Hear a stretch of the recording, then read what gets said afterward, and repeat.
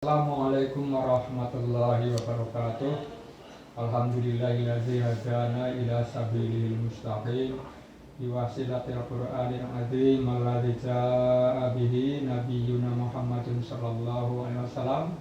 Wassalatu wassalamu alaihi wa ala alihi wa man tabi'a risalatahu bi ihsanin ila yaumil wa ba'du. Pemirsa yang budiman, pada kesempatan ini saya masih akan melanjutkan tema al-ma'un. Al-ma'un secara harfiah itu aliran atau proses, menurut bahasa yang manajemen, proses mewujudkan visi daripada ad-dinul Islam yang tertuang di dalam tahiyat akhir, yaitu mewujudkan assalam, rahmat, dan barokah. Terakhir saya sudah menyampaikan sepintas pembukaan mengartikulasikan visi dari rahmat. Al-barokah sudah saya sampaikan, assalam, kemudian visi rahmat, ya, bahwa kehadiran Nabi Muhammad Sallallahu Alaihi Wasallam ke dunia ini tidak lain adalah untuk mewujudkan rahmat bagi seluruh alam, ya, seperti firman Allah, wa ma arsalnaka illa rahmatan lil alamin.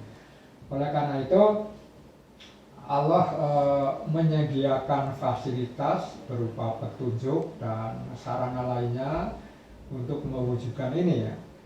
Dan rahmat itu nanti menjadi bagian dari sifat Allah, dua sifat Allah yang penting, yaitu Ar-Rahman dan Ar-Rahim, ya. Ar-Rahman adalah azimur rahmah, sifat di mana Allah punya rahmat yang agung. Sedangkan Ar-Rahim adalah daimur rahmah, Allah senantiasa melimpahkan rahmatnya terutama kepada orang-orang yang beriman sampai hari kiamat nanti. Sedang rahmat bagi orang-orang yang bukan orang beriman hanya sebatas di dunia saja. Oleh karena itu ada yang mengatakan ar-rahmat adalah sifat Allah untuk seluruh makhluk tanpa peduli apapun agamanya, sedang ar-rahim diberikan kepada orang-orang yang beriman saja. Ini tersurat dalam surat Al-Ahzab ayat 43. A'udzubillahi minasyaitonirrajim. Bismillahirrahmanirrahim. Walladzi yusalli 'alaikum wa malaikatuhu liyukhrijakum minadh-dhulumati ilan nur wa kana bil mu'minina rahima. Ya. Dialah Allah yang memberi sholawat. Sholawat itu karunia, yang penting sholawat yang penting adalah hidayah. Di samping itu ampunan. Begitu juga para malaikat. Adapun sholawat dari malaikat kepada orang-orang yang beriman adalah permohonan ampunan bagi orang-orang yang beriman, ya. Agar dengan sholawatnya itu dia mengeluarkan kalian dari kegelapan kepada cahaya. Dan Allah Maha Pengasih terhadap orang-orang yang beriman. Adapun artikulasinya adalah demikian, ya. Orang-orang berinteraksi dengan rahmat Allah berupa petunjuk Al-Quran ini ada beberapa cara, tapi yang banyak dilakukan itu 3 cara. Yang pertama adalah berinteraksi dengan Al-Quran untuk mendapatkan rahmat dengan cara mendengarkan bacaan Al-Quran. Nah, itu diperintahkan oleh Allah. A'udzubillahi minasyaitonirrajim. Wa idza quri'al Qur'anu fastami'u lahu wa ansitu la'allakum turhamun. Apabila Al-Qur'an dibaca, dengarkanlah bacaan itu dan diamlah. Mudah-mudahan kalian mendapat rahmat. Ya, ini tentunya bagi orang yang tahu, ya, yang tahu bahasa Al-Qur'an, ya. Ini karena hadis ini ditujukan ke sahabat Nabi.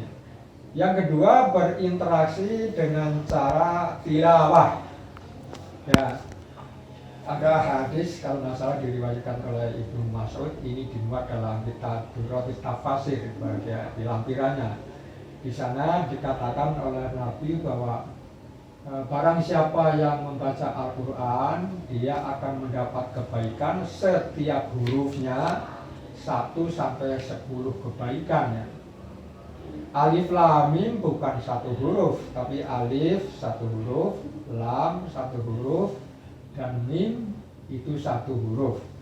Itulah penjelasan hadis. Oleh karena itu ada orang yang mencoba menghitung-hitung ya, banyaknya huruf di dalam Al-Quran, ya berapa ribu itu, ya, puluhan ribu ya mungkin, terus dikalikan 10 ya, jadi berapa, mungkin ada jutaan ya, ada jutaan kebaikan ya, akan didapat bagi orang yang membaca seluruh Al-Quran. Tapi pahala yang didapat dari membaca Al-Quran itu masih rentan ya, masih rentan. Artinya bisa saja seorang membaca Al-Quran tapi tidak diresapi maknanya, sehingga menjadi lalai ya. Alladzina hum an sholatihim sahun, itu maknanya sama dengan alladzina hum an ibadatihim sahun ya. Yang terbaik adalah berinteraksi dengan Al-Quran dengan sabar, dengan cara sabar, karena sabar itu kata Al-Quran innama yuwaffas sabiruna ajrohum bighairi hisab.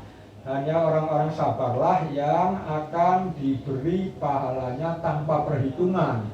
Artinya kalau orang itu betul-betul sabar, dia akan masuk surga tanpa dihisab ya.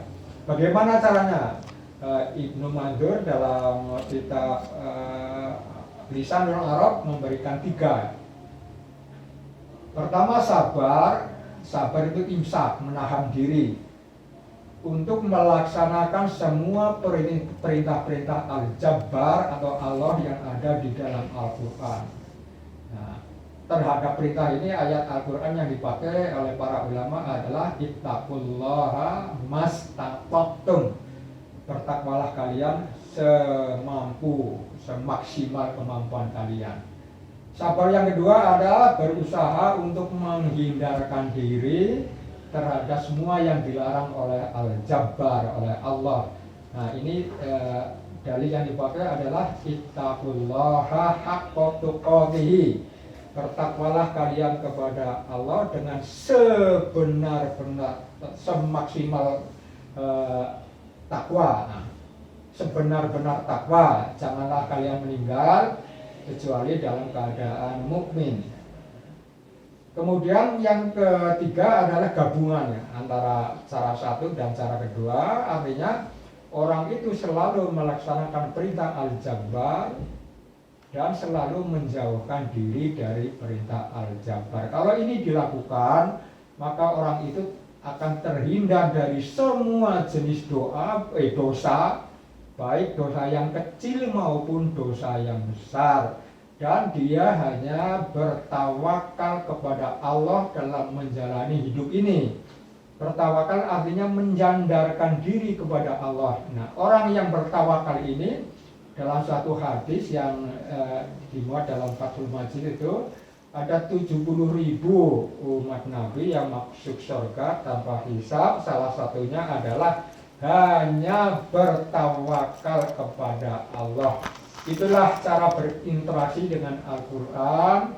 Yang paling baik adalah berinteraksi dengan cara melaksanakan semua yang diperintah oleh Allah dan meninggalkan semua yang dilarang. Saya kira ini sebagai kelengkapan dari visi mewujudkan rahmat ya, rahmat lil alamin. Itu bagian dari proses ya, al-ma'un. Kalau itu diabaikan maka diancam oleh Allah fawailul lil musallin alladzina hum an sholatihim sahun. Celaka orang-orang yang sholat, yang sholatnya itu lalai dalam arti sholatnya itu tidak menjadikan dia untuk mewujudkan visi dari sholat itu.